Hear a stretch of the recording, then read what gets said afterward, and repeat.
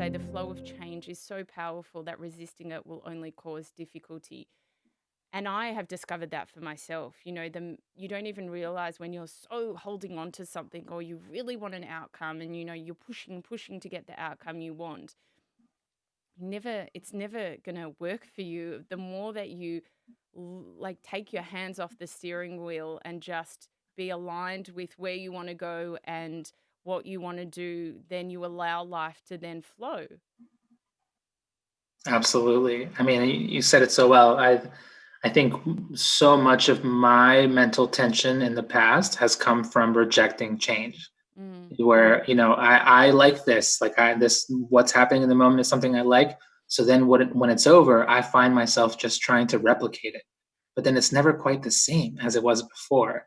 So being attached to these mental images, to these particular, sensations that I'm getting of like, of what I'm receiving from the world around me, it's just so much better when you can just, be there when things are good and also be there when things are bad. Like, and just understanding that they're going to keep fluctuating. This is part mm. of the ephemeral reality of life, that everything's just going to keep flowing. And it's funny because the more that I meditate, the more that I see not only my sense of identity, but also life in general as a river. It's just constantly moving, moving, moving. Mm.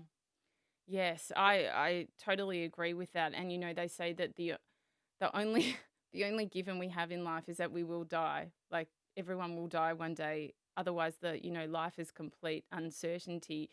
And you know, like any situation that is good or bad, this too shall pass. We Hmm. don't stay in the depths of despair forever. Everything kind of goes up and goes down. When you say when the body is tired, the mind will create worries. And I mean, we've all experienced that before. What is the best way that you have found to try and dissipate those worries when they do arise? Oh, and I love that you asked that because it's something that I practice even without meditation. And I think it's something that I was even trying to do before that, before I actually learned how to meditate, is just like the like conscious, intentional bringing myself back to the present moment. Mm, Like if I'm just swimming in my mind and just creating all this like havoc unnecessarily, so like literally unnecessarily causing myself misery, um, I just bring my attention back to what's happening around me. And that to me is like, when you're meditating, there's so many different ways to meditate and so many different techniques, but this feels almost like a little separate to that, where it's just like simple life. Like am I swimming in my mind? And if I'm swimming in my mind, is it doing me any good? If the answer is no, then pull yourself out of it. mm, And sometimes it just takes like constant repetition because that's all you have. Because it's so funny because we live in such a fast-paced world where we expect rather immediate results, and that the mind doesn't work like that. It is the way it is because it's been cultivated in that direction for a long time.